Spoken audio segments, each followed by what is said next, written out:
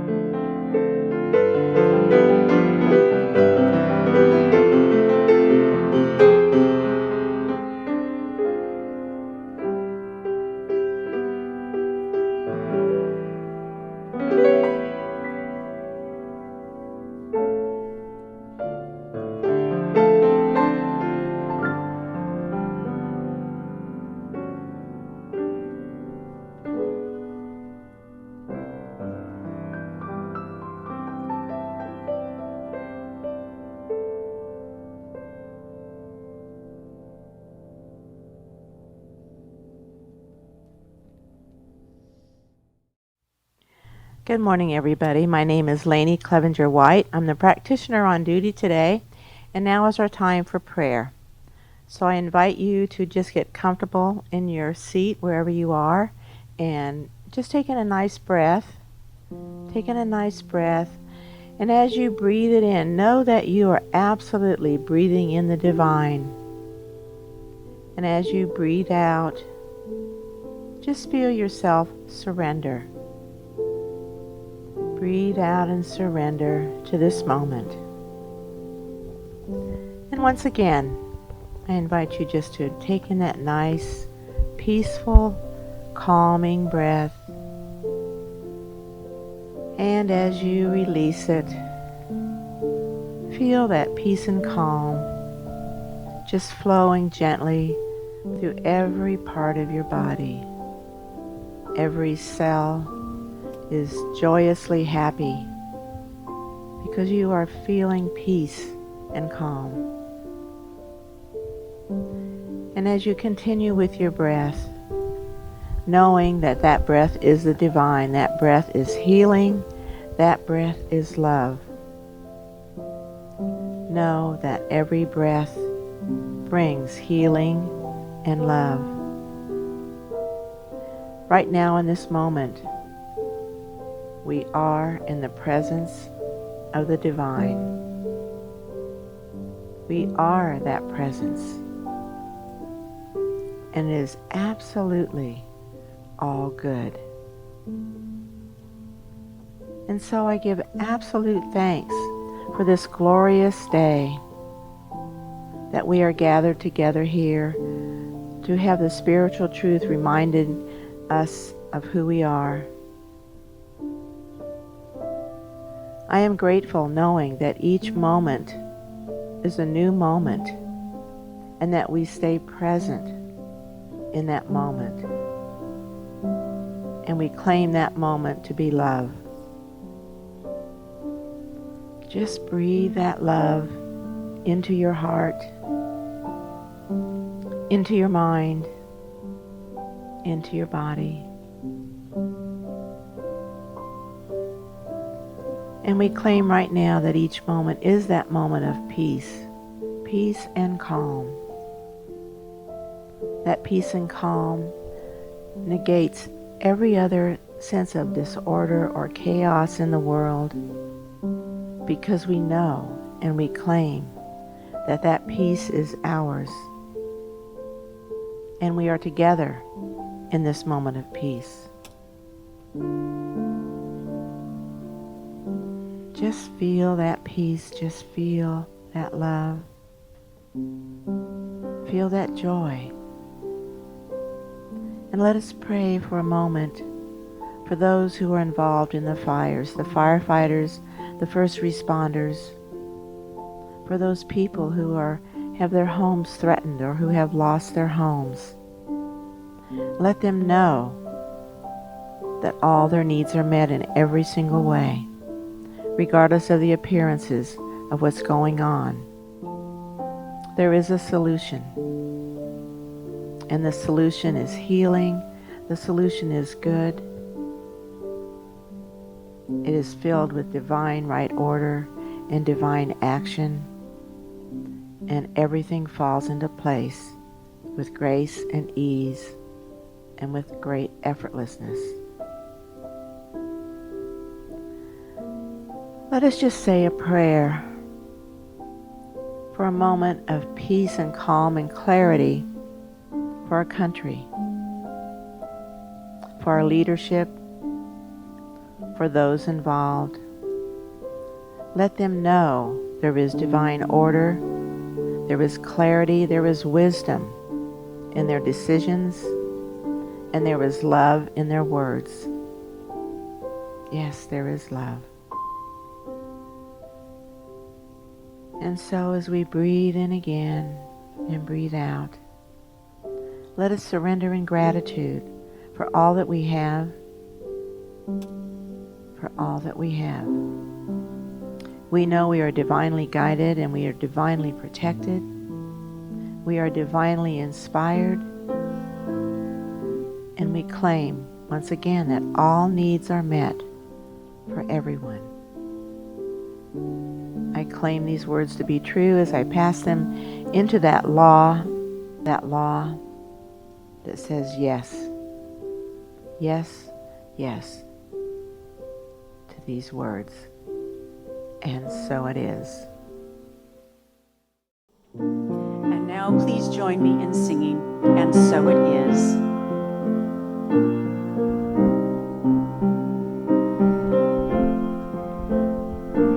God is all there is. I am one with the Spirit. I realize the truth,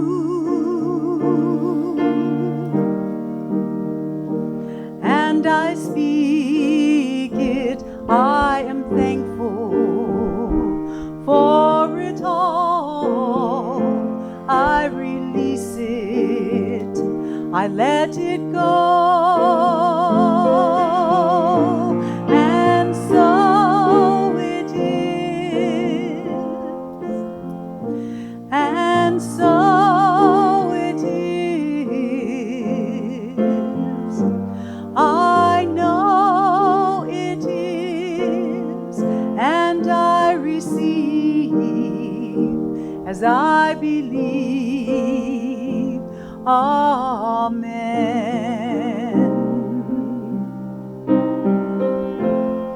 Amen.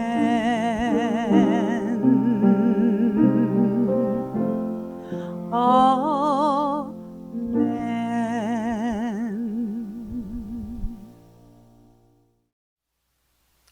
Today's reading from Science of Mind is on page 470. God can only give us what we take. God cannot give us anything unless we are in a mental condition to receive the gift. The law cannot do anything for us unless it does it through us. Belief is absolutely necessary to right demonstration. We are on the path of experience, just waking to the real fact of our true being. As we awake, we find we are surrounded by many false conditions, but there is something within which remembers the real state. If one will sit in quiet contemplation of good as an inner experience, he will experience the good which he contemplates. He can do this only as he turns from that which is evil and dwells on the good only, alone. The universe will not be divided, and so it is. Will you please join me on my second song, A Prayer for Peace, Love, and Good Health.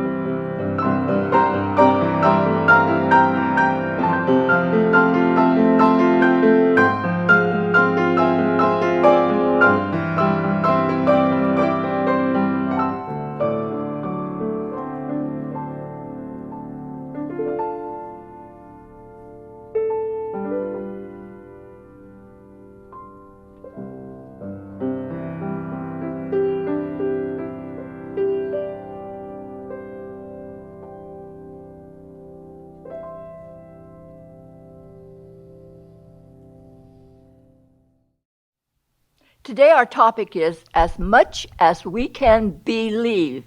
That's a big word. Belief is a big word. We're going to start with a quote from Albert Einstein. Imagination is everything. It is the preview of life's coming attractions. The power of your thoughts create everything. But here's the problem. Most people spend their time thinking about what they don't want, and they're wondering why it shows up over and over again. In The Secret, we refer to this as the don't want epidemic. When people think, speak, act, and focus on what they don't want, they keep it alive. You can free yourself of this epidemic by thinking and speaking about what you do want. Your thoughts not only matter, they create matter. Thought is where everything comes from, and your thoughts are where your business comes from. Consciousness is what the universe is made of. Matter and energy are just two of the forms that consciousness takes. So what I'm saying here is that everything is made of thought. That thought creates a physical world. Yes, that's exactly what I am saying. In a nutshell, here is the conclusion so far of humanity's epic quest to understand the world. Number one, everything in the physical universe is made of atoms. Number two, atoms are made out of energy. Number three, energy is made out of consciousness. If all of this seems difficult to grasp or accept, imagine what it must have seemed like to the people of Galileo's time when they were asked to consider the proposition that the Earth travels through space around the sun, or the idea of a spherical Earth to pre-Socratic philosophers. The truth is, we don't see what is there. We see what we are prepared to see what we are conditioned to see. Once we know that everything is energy, that there is no absolute distinction between matter and energy, then the boundaries between the physical world and the world of our thoughts start to disappear as well. You've heard the old expression, I'll believe it when I see it. But that's not really how it is. The truth is more like this. You'll see it when you believe it. That's a Wayne Dyer quote. When novelist Victor Hugo said, there's nothing more powerful than an idea whose time has come, we now know that this was more than a metaphor. He may not have fully realized it at the time, but he was giving us a literal description of how reality works. Our thoughts are the controlling factor in what we manifest and create in our lives. The idea precedes the thing. In a very real, concrete sense, your beliefs don't simply reflect your reality, they create your reality. This concept applies to the reality of massive success in business. Listen to your thoughts. What are the dominant thoughts that run through your mind? Review your thought list. Is it a list of don't wants or wants? What thoughts do you need to change? Replace your don't wants with wants. When you find yourself thinking of things you don't want to manifest in your life, interrupt those thoughts and replace them with thoughts about what you do want. Start with a picture, an idea in your mind, and before you know it, you will be living it, because this is what we call a manifestation. This is the heart of how my dream house showed up, as well as every business I have built. The same thing happens to every business person who has a vision and knows their thoughts have a direct causal impact on reality. Your thoughts and beliefs are the most powerful force in the universe. Make sure you are aware of yours. So the answer to you, the answer to the secret to your success lies in controlling your thoughts. Now, every once in a while, every few years, I bring out a story that I just love because it so exemplifies what we're talking about today. This woman's name is Marion Luna Brehm. In 1984, Marion Luna Brehm was 30 years old, and she was dying. Marion had cancer of the breast and cervix and had undergone 2 surgeries in 11 weeks, a mastectomy and hysterectomy. She was suffering the horrifying effects of chemotherapy. Adding to her pain, the disease had robbed her of her hair, her savings, and now her husband. He walked out saying he couldn't deal with the pressure anymore. Marion was left with 2 small boys and no means to support them. Worse, her prognosis was a death sentence. Doctors told her she had 2 years to live, 5 if she was really lucky. So on a hot Texas morning in May, Marion laid with her cheek on the cold bathroom floor, trying not to throw up again. And despite her gut-wrenching pain and paralyzing fear, she knew she could not afford to lie there feeling sorry for herself. Instead, Marion had to focus on taking care of her kids, and that meant finding a job. But she had almost no experience and little formal education, not exactly a powerful resume to launch a budding career. Plus, she was a woman, an Hispanic woman, which in many people's eyes meant she had 2 strikes against her. Marion thought only of survival. The words rich and successful didn't even enter her mind. Where to begin? Susan, Marion's best friend, suggested she look for a job in sales, but Marion worried about her lack of experience. Susan reminded her that there was a lot of value in the job market for the skills she possessed as a housewife. Time management, budgeting, not to mention the people skills that she developed while being a room mother and member of the PTA. So with all the resolve she could muster, Marion thought, why not? Of all the industries to pursue, Marion chose the male-dominated field of selling automobiles. One of Marion's past part-time jobs was a switchboard operator at a Dallas car dealership, so she knew there was good money in car sales. She also had seen firsthand how salesmen talked only to the male half of the couple, virtually ignoring the woman. Intuitively, she knew women were an important part of the decision-making process and believed this was an opportunity. Statistics now reveal that Marion was right. When couples purchase a car, the woman influences the decision 80% of the time.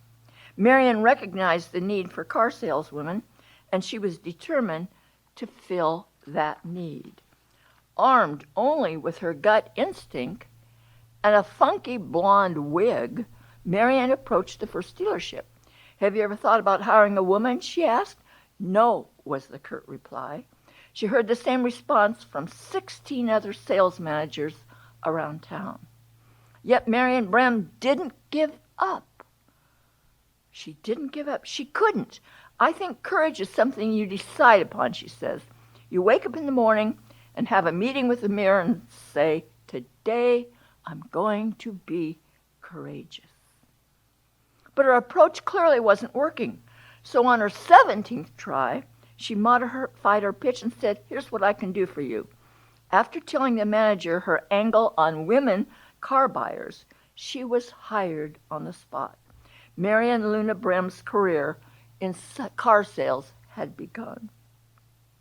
At first, her all-male colleagues embraced the rookie saleswoman. It's really wasn't until I began competing with them, beating them, that I noticed a change of heart, Marion recalls. But when they see that you're not going away and you're not going to personalize their derogatory remarks, then a kind of respect is born. Brem's first year out, she was named Salesperson of the Year. Of course, the plaque read Salesman of the Year, and the award included a trip to the Super Bowl and a man's Rolex watch. Still, it was a great honor and a wonderful achievement. Meanwhile, her cancer went into remission, and Marion was going strong. For 2 more years, Marion was a top producer, but she wanted more. It was then that she approached her boss about a management position. Her proposal was flatly rejected. He said he'd be nuts to take her out of sales with all the money she was making for both of them. As difficult as it was for her to leave the security of the established clientele of repeat and referral business she had worked so hard to create, she moved on, believing she would find what she was looking for. That meant, once again, knocking on doors. After several frustrating weeks of pounding the pavement, Marion was finally hired as an entry-level manager at a new dealership. She quickly climbed the management ladder. 2.5 years later, she was ready to start her own dealership. She envisioned an operation run by women for women. All she needed was a measly $800,000, and she was off to the races. To Marion, it might as well have been 800 million. Once again, Marion rolled up her sleeves. I put together a portfolio on myself. I literally went to the drugstore and got 50 of those school folders, she recalls. Inside, she put her certificates, press clippings, and biography. Marion called it her brag folder. On the advice of a trusted friend, she sent the package to 50 CPAs all over Texas, money managers who represented doctors looking for investment opportunities. 2 weeks later, Marion received a call from one of her contacts. It would change her life. The CPA had a client, a cardiologist, who had agreed to become her silent partner. The doctor helped arrange $800,000 in working capital, as well as millions more in loans needed to lease, stock, and market her first dealership. Marion approached Chrysler Corporation and quickly struck a deal. Now all she needed was a name for her brand new dealership. Marion wanted something distinctive, and it had to be feminine. She tried several feel-good names, but nothing stuck. Finally, it hit her. Love. It's the most positive word in the dictionary, she thought, and it's the way I feel about this project. And I'm going to treat my customers and employees with love. So in 1989, just 5 years after selling her first car, Love Chrysler was born, complete with a heart logo on every car. Marion's motto, it's not just the hearts on our cars, it's the hearts inside our people.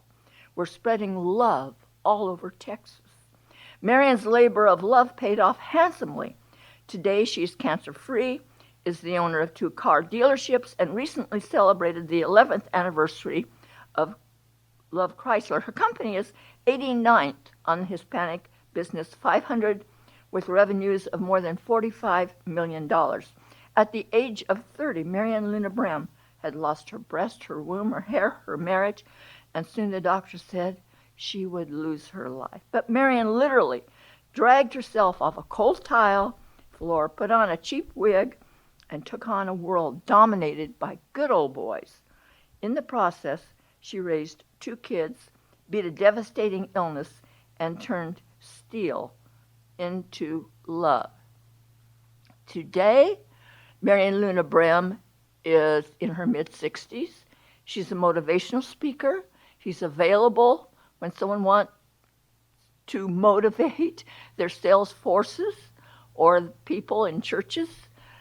And I just had to share this with you again because her belief carried her through incredible times.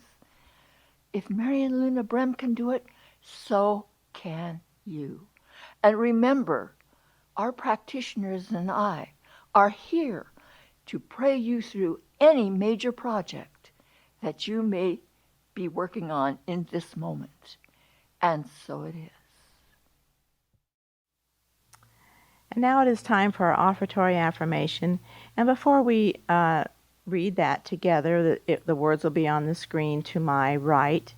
I just want to take this time to thank you all absolutely deeply and gratefully for all your offerings and your tithes to support your church home and the church family here today. We are absolutely grateful for that. And you can, there will be at the end of the service today a listing of where you can pay with PayPal, with sending it in by check. That information will be there for you on the end of the service. We're absolutely grateful for all that you give to us, and know that when you give, you get it back. It comes back to you because it's energy and it works in this circle. And what you give out always comes back to you, and we know that it is all done in love. So our reading today, our offertory affirmation, divine love consecrates my gift. It goes forth to heal, prosper, and bless. It is evidence of my conviction that God is the source and substance of my supply. I joyously contribute to the vision of this spiritual center, knowing that it returns to me multiplied abundantly. And so it is. Now please join me in singing our offertory song, I Am So Blessed. I am so blessed, I am so blessed, I am so thankful for all that I have. I am so blessed, I am so blessed, I am so thankful, I am so blessed. I am so blessed, I am so blessed, I am so thankful for all that I have. I am so blessed, I am so blessed, I am so thankful, I am so blessed. Good morning. It's time for a Sunday Funny. One of my wife's third graders was wearing a Fitbit watch, which prompted my wife to ask, "Are you tracking your steps?" "No," said the little girl. "It is for my mommy, so she can show Daddy when he gets home." Good morning. And now our benediction. Please close your eyes. Put your hand on your heart. Make these words your words. Something wonderful is happening through you right now. It's happening through your mind, your body, and every aspect of your life. You think it, you know it. You believe it, you accept it. You are never alone, for God is right where you are. And so it is. And now join us for the closing song, Let There Be Peace on Earth.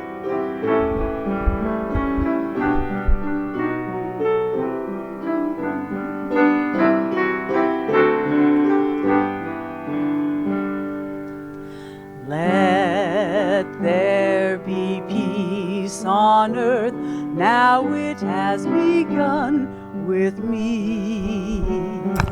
Let there be peace on earth, the peace that was meant to be. With God as our power, united all are we. Let us walk with each other in perfect harmony. Peace has begun with me, so this is the moment now. With every step I take, let this be my joyous vow, to take each moment and live each moment in peace eternally. Let there be peace on earth, now